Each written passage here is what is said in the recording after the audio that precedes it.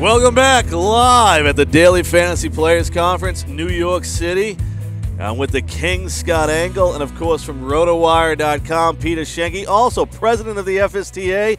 You wear many hats each and every time. I have to make sure we get your resume updated. Yeah, the FSTA job's keeping me a little busy these days, but both are fun. Both are fun roles. You know, it's interesting. Of course, today was the day we're out in New York City live, and it was a big rally at the Attorney General's office as we had hundreds and thousands of people out there protesting to allow daily fantasy sports in New York. I've been in this business only 10 years. You guys have been there 20 years. And I first started doing podcasts, and I never, ever envisioned that there'd be a day where people could tell us that we couldn't play fantasy sports.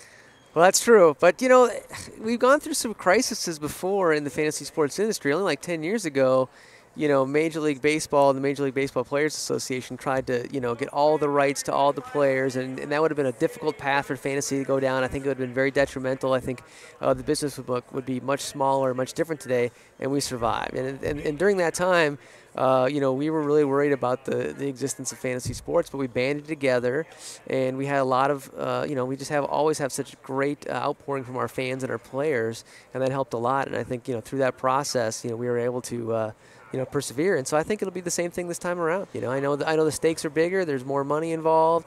There's more people playing. But I think, you know, at its core, it's pretty similar. You know, fans are really passionate about the game, and I think at the end of the day, that's going to result in some good stuff. You know, to help, you know, keep the sport going. You know what's interesting, Scott, when you look at guys that come in the daily fantasy industry, we have new players with FanDuel, DraftKings, and we have a lot of new industry personnel. Being around 20 years, Peter being around 20 years, how is it important to get advice from guys like this in crisis situations like we have going across the United States in fantasy sports right now? Well, I tell him to go straight to Peter. Don't take any advice from me. I mean, the guy's, you know, high on the FSTA ladder there. But, you know, it's always great to see Peter. I was telling him earlier today, you know, him and I have been in this industry so long. It's a warm feeling to see Peter all the time.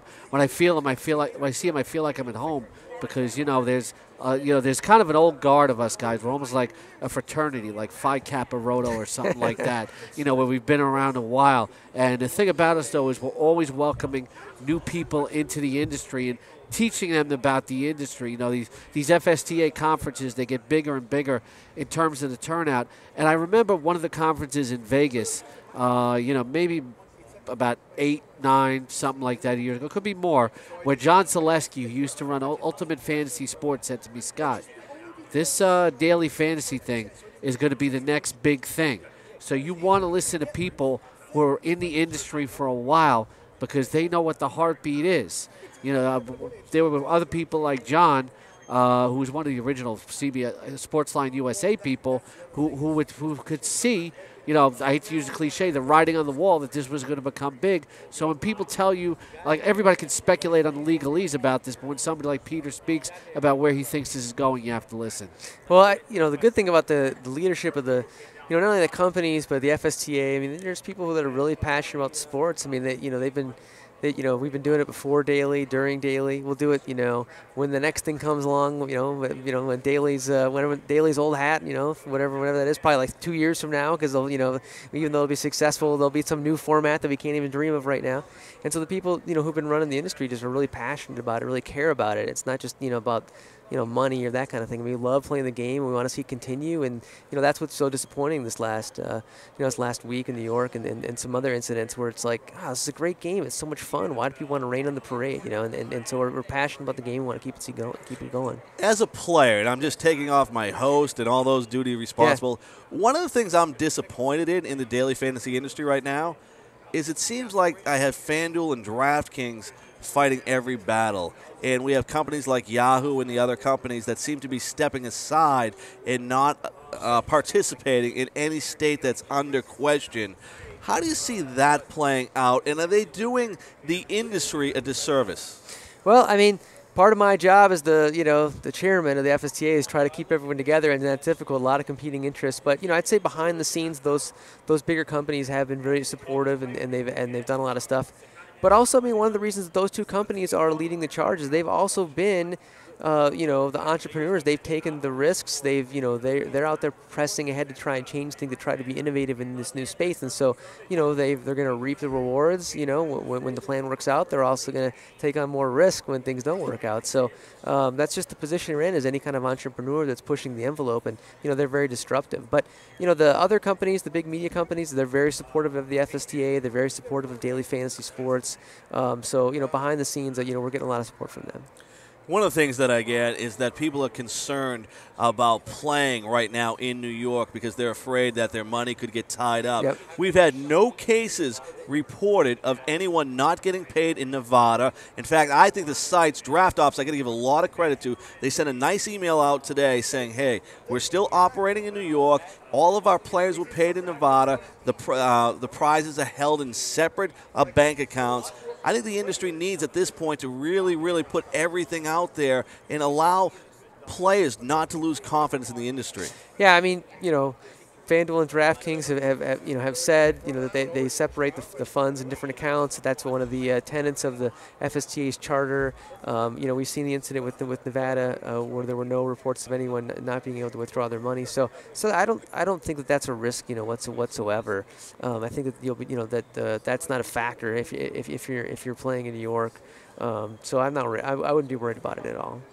Great stuff. Peter, I got to ask you, when you look at the season-long leagues, came out of question a little bit in Nevada. Yeah. And there was a couple of conjectures that maybe we have to look at this under the same laws that daily fantasy was. And if you look at it under the same laws that were provided by the council there, it said if they take money in and then the website or the jurisdiction pulls money out of that and everything goes in a prize pool, it's illegal under their rules. Should anybody be concerned about season-long leagues in Nevada? Well, when you look at what they're saying, they said they're saying that they're trying to make in both New York and Nevada that they're after daily, right? They want daily is something different, and it's different, and then they don't want to do season long. So that's what they're saying right now. The devil's kind of in the details, and but we'll have to kind of dive into it. A lot of stuff's in flux, but at least so far that's what they're saying. But from our standpoint, they're the same game, right? Because it's like, you pick players, you're doing research. It's a game of skill, and just because the time frame has been shortened, to 1 day or 1 week for football, it's not any different. So, I think there's a real disconnect between what they've done and just kind of how we view the industry, for how they try to define it. But I think if you're in a league and you and your buddies are you have some money and that kind of stuff.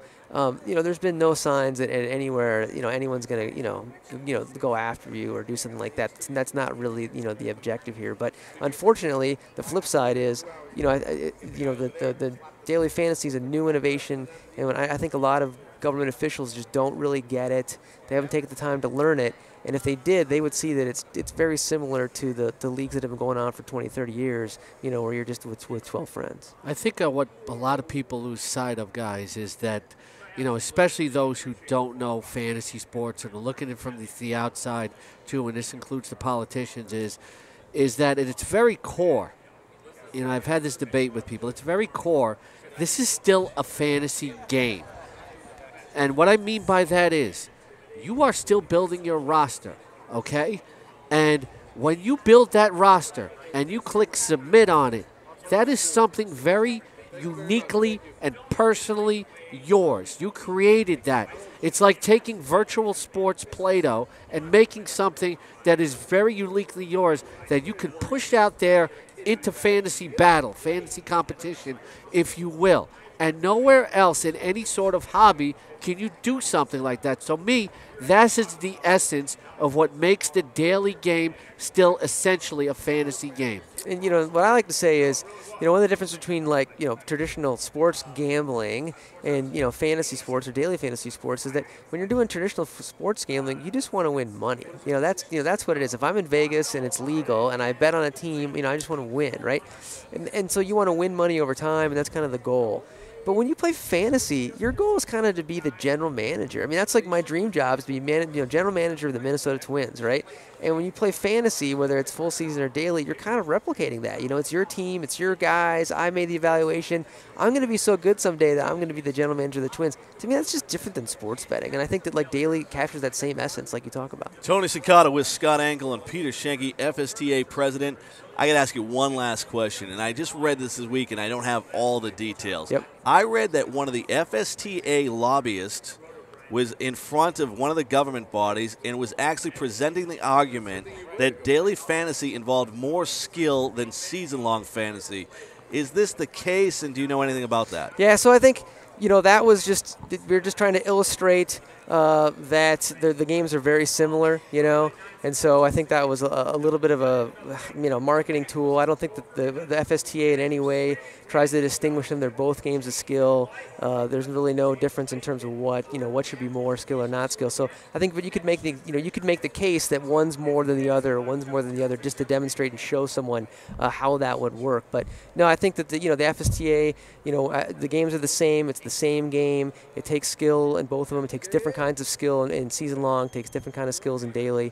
They're both games of skill, and unfortunately, we wish that all the legislators and attorney generals out there would take time to study the games and learn that. Here's the biggest thing, though. Yeah. Okay, if it's not a game of skill and it's just a game of chance, hey, why don't you just throw out there a lineup of Tennessee Titans and see what happens? Well, here's the thing is that does anybody go to the casino? Like you and I are going to go to the legal casino, right?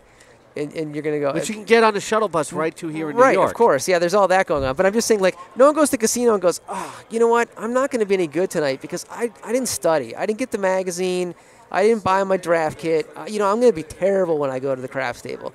But if you go to a fantasy, if I said, Scott, I'm going to go draft this sport you don't really know that well or whatever, and you'd be like, oh, Pete, I'm going to lose, man, because I just haven't. I haven't Scott, studied try to play up. fantasy golf tonight without watching a Pat Mayo video. Yeah, well, that's the thing that was brought up to me this week. It was interesting. Someone said, why would SiriusXM Fantasy Sports Radio exist if it's a game of chance? Nobody would have to listen to it, just put in a lineup in. Why would the Fantasy Sports Network exist? Why would people subscribe to RotoWire if anyone could win? So there you have it. And why? Answer me this, though. Why would a governing body as pristine and careful as NASCAR embrace something like daily fantasy sports? Please tell me, because that NASCAR is one of the biggest sports in which they will want to protect themselves from anything. You're watching with Peter Schoenke, Scott Engel, Tony Cicala, Fantasy Sports Network. We'll be back with more great guests right after this.